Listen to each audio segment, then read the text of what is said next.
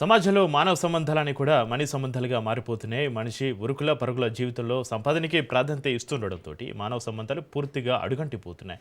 జీవితంలో ఎన్నో కష్ట నష్టాలను అనుభవించిన వారు వారి అవసాన దశలో నిరాధరణకు గురై అనాథులుగా అభాగ్యులుగా కన్నుమూస్తున్నారు. అలాంటి అనాథలు నడి రోడ్డుపైన చనిపోతే వారిని పట్టించుకునే పరిస్థితులు లేదు. 2 రోజుల క్రితం ఒక అనాథ మహిళ చనిపోవడంతో జిల్లా కలెక్టర్ సీరియస్గా ప్రకటించారు. ఇలాంటి ఘటనలు పునరావృతం కాకుండా చూడాలని సంబంధిత అధికారులను కూడా ఆదేశించారు. అయినా ఆధ్యాత్మిక రాజధాని తిరుపతి లాంటి నగరంలో నిరాధరణకు గురే అనాథులుగా అవసాన దశలో చనిపోతున్న వారి సవాలు ఎన్నో. చివరికి మజిలీకి కూడా నోచుకోలేక అంత్యక్రియలకు ఒక అనాథ శవం నిరీక్షిస్తుంది. దీనిపైన మరింత సమాచారాన్ని మా తిరుపతి ప్రతినిధి నారాయణ రెడ్డి అందిస్తారు. సమాజంలో మానవ సంబంధాలన్నీ మనీ సంబంధాలుగా మారిపోవడంతో మనుషులకి మధ్య డబ్బు అనే పిచ్చి దూరాన్ని పెంచేస్తుంది. దీని కారణంగా చాలా మంది ధనార్జనలో పడిపోయి బంధాలను తెంపుకునే పరిస్థితి వచ్చేసింది. అంటే మనం చూస్తుంటాం, ప్రతిరోజు అనాథ శవాలు ఎక్కడంటే అక్కడ కనిపిస్తుంటాయి. తల్లిదండ్రులకు సరైన ఆ పిల్లలు వారు సరిగా చూసుకోకపోవడంతో నిరాధారణకు గురైన వారు, అదేవిధంగా కొంతమంది తల్లిదండ్రులు భారంగా మారి వారిని తీసుకొని వచ్చి కొన్ని ప్రాంతాల్లో వదిలేసి వెళ్ళిపోతుంటారు. అదేవిధంగా ఆధ్యాత్మిక నగరమైన తిరుపతి లాంటి ప్రదేశాల్లో ప్రతిరోజు 70 నుంచి 80 వేల మంది భక్తులు కానీ అలాగే యాత్రికులు కానీ ఈ యొక్క తిరుపతి నగరానికి వస్తుంటారు. వారి ద్వారా అంటే కొంతమంది యొక్క అనాథలు ఎవరైతే ఉన్నారో వారు తిరుపతి లాంటి ప్రాంతాల్లో సులభంగా బ్రతకవచ్చు అని చెప్పి ఇక్కడికి వస్తుంటారు. అయితే చాలామంది ఇక్కడ ఆదరణ లేక నిరాధారణకు గురై అనాథలుగా మారి చివరికి చనిపోవడం జరుగుతుంది. అలాంటి సంఘటనే మనం తిరుపతిలో నడిబొడ్డున ఉన్న యొక్క తిరుపతి రుయాస్పత్రికి సమీపంలో మరోవైపు ఏదైతే మున్సిపల్ కార్పొరేషన్కి కూతవేటు దూరంలో మరోవైపు ఇక అలిపిరికి సమీపంలో ఉన్న ఈ ప్రాంతంలో ఓ అనాథ శవం పడి ఉంది. అంటే ఉదయం నుంచి ఈ యొక్క అనాథ శవం ఇక్కడ పడి ఉండడాన్ని స్థానికులు కానీ ఇలా దారిలో వెళ్తున్న వారు కూడా చాలామంది చూసినప్పటికీ కూడా ఏమీ చేయలేని పరిస్థితి నెలకొనింది. అంటే పూర్తిగా సమాజంలో మానవ సంబంధాలన్నీ అడుగంటిపోతున్నాయి. అంటే దీనికి సంబంధించే తెలంగాణకు సంబంధించిన ఓ మహాకవి యొక్క మానవ సంబంధాల గురించి కూడా ఓ పాట కూడా రాయడం జరిగింది. మాయమైపోతున్నాడమ్మా మనిషి, మంచుకైనా లేదు మానవత్వం అని చెప్పి దివంగత కవి ఎవరైతే ఉన్నారో అందశ్రీ రాసిన ఆ యొక్క మాటలు పొల్లుపోకుండా అచ్చని తెలుస్తుంది. మనం ఇప్పుడు విజువల్స్లో కూడా చూస్తున్నాం. గత వారం రోజులుగా ఇక్కడే ఉన్న ఓ వృద్ధుడు ఈరోజు ఉదయం తన ప్రాణాలను విడిచిన పరిస్థితి కనిపిస్తుంది. అయితే గత కొద్ది రోజులుగా ఇప్పుడు ఎవరైతే చనిపోయినాడో ఈ వృద్ధుడు కూడా రుయాస్పత్రిలో కూడా అతను ఉంటూ కొంత చికిత్స పొందుతున్నాడు. అయితే తనకు ఆ యొక్క చికిత్స అందకనో లేకపోతే అక్కడ ఆయన అవసాన దశలో ఉన్నాడన్న కారణంతోనూ అతను తీసుకొని వచ్చి ఇక్కడ రోడ్డు మీద పండేయడం వల్ల అతను చనిపోయినట్లుగా తెలుస్తుంది. ఇక్కడ దారిలో కూడా కొంతమంది వెళ్తున్నారు, వాళ్ళని అడిగే ప్రయత్నం చేద్దాం.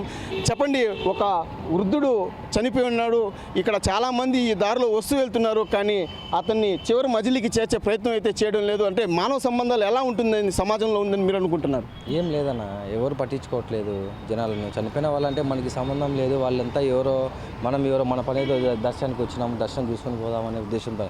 ఇతనేముంది అక్కడ ఇంకొక అతను చనిపోయాడు, అట్లా ముందుకు వెళ్ళాలంటే ఇంకొక అతను చనిపోయాడు. పోలీస్ వాళ్ళు కూడా చెప్పాము, పోలీస్ వాళ్ళు కూడా ఏం పట్టించుకోవట్లేదు, చూసి చూసినట్టుగా వదిలేస్తున్నారు. వాళ్ళు కూడా రేపొద్దున అందరికి అదే పరిస్థితే కదా వచ్చేది. సాధారణంగా ఒక కాకి చనిపోతే దాని చుట్టూ 100 కాకులు చేరి కావు కావుమనిర్చి తన జాతి యొక్క లక్షణాన్ని తెలియజేస్తాయి. మనుషులుగా మనం ఎందుకు ఆ పని చేయలేకపోతున్నాం మీరు అనుకుంటున్నారు? స్వార్థం పెరిగిపోతుంది కాబట్టి. అదే మనం చూసినాం కదా, ఇప్పుడు ఈ విజువల్స్లో కూడా ఇతను చెప్పడం కూడా జరిగింది. అయితే ఒక మనిషి చనిపోతే కనీసం మానవత్వం కూడా లేకుండా అతన్ని పట్టించుకునే పరిస్థితి కూడా లేని పరిస్థితి కనిపిస్తుంది. ఎవరి ద్వారా వారు వెళ్తున్నారే తప్ప ఆ యొక్క రోడ్డు మీద పడున్న ఆ యొక్క శవాన్ని, మృతదేహాన్ని కూడా చివరి మజిలీకి పంపించే ప్రయత్నం ఎవరు చేయడం లేదు. అంటే సమాజంలో మానవ సంబంధాలన్నీ మనీ సంబంధాలుగా మారిపోవడం వల్లే ఇలాంటి సంఘటనలు పునరావృతం అవుతున్నాయి. అంటే గతంలో కూడా అంటే 2 రోజుల క్రితం తిరుపతి జిల్లా కలెక్టర్ వెంకటేశ్వర్లు కూడా ఇట్లాంటి అంశమే ఒకటి జరిగినప్పుడు దానిపైన కూడా స్పందించారు. అయితే ఓ మహిళ తిరుపతి రుయాస్పత్రి సమీపంలో చనిపోవడంతో, అంటే 65 సంవత్సరాల వయసు గల ఓ మహిళ చనిపోవడంతో ఆ మహిళ చనిపోవడం పట్ల కూడా ఆయన చాలా సీరియస్గా పరిగణిస్తూ ఇలాంటి సంఘటనలు భవిష్యత్తులో పునరావృతం కాకుండా చర్యలు చేపట్టేలా కూడా సంబంధిత అధికారులను ఆదేశించారు. అయితే మనతో పాటు ఇక్కడ ఒక మహిళ కూడా ఉన్నారు. అయితే ఎవరైతే ఈ అనాథ శవం చనిపోయిందో ఆయనకి చివరి మజిలీకి చేర్చడానికి అంత్యక్రియలు నిర్వహించడానికి కూడా ఆమె ఇక్కడికి వచ్చినట్టు తెలుస్తుంది. ఆమెతో మాట్లాడే ప్రయత్నం చేద్దాం. మరి చెప్పండి, ఎప్పుడు చనిపోయారు, ఏం మీరు ఇక్కడ ఎందుకు వచ్చారు ఇక్కడికి? ఆయన పొద్దున ఉదయం చనిపోయారండి సార్. అంటే నేను ఇక్కడ సేవ చేస్తుంటాను, ఎవరికైనా లీనెళ్ళిన వాళ్ళకి అన్నం పెట్టడము, ఇట్లా అనాథ వాళ్ళకు దహనం చేయడం అట్లా. అంటే ఇక్కడ బాబాయ్ వాళ్ళు చూశారు పొద్దున వచ్చి ఇక్కడ చనిపోయారని ఇంతకుముందు కాల్ చేశారు నాకు, ఒక పెద్ద ఆయన చనిపోయాడు మా రోయ్ హాస్పిటల్ ముందర అనేసి, అందుకని వచ్చాను సార్ నేను. అంటే మీరు ఎందుకు ఇక్కడ ఇవన్నీ చేయడానికి గల కారణం ఏందమ్మా? నేను ఇక్కడ ఎవరు లేని వాళ్ళకి నా బిడ్డల్లాగా అనుకుంటాను సార్. ఇక్కడ అన్నం లేని వాళ్ళకి అన్నం పెడతాను, గాయాల వాళ్ళకి మందులు పూస్తాను, ఇట్లా అనాథగా ఎవరైనా చనిపోయిన వాళ్ళకి నేనే వాళ్ళ సొంత కూతురు అనుకొని దహనం చేస్తాను సార్ నా సొంత ఖర్చుతో. అంటే మనిషి తన జీవిత కాలంలో అనేక కష్టాలు నష్టాలను అనుభవిస్తారు.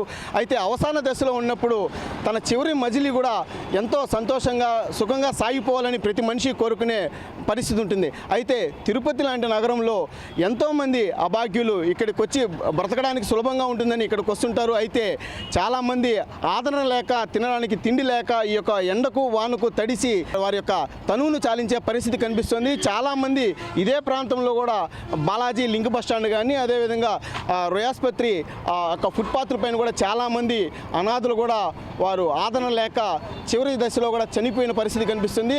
ఆఖరికి వీరిని ఏదైతే ఆ యొక్క చివరి మజిలీ ఉందో ఆ వీడుకోలు పలకడానికి కూడా మున్సిపల్ కార్పొరేషన్కి సంబంధించిన అధికారులు కానీ సిబ్బంది కానీ ఇక్కడికి రాకపోవడంతో చాలా స్థానికులు కూడా కొంత ఆవేదన వ్యక్తం చేస్తున్న పరిస్థితి కనిపిస్తుంది. పూర్తిగా ఈ యొక్క అంశం కూడా చాలా దిగ్భ్రాంతికి గురి చేస్తుంది.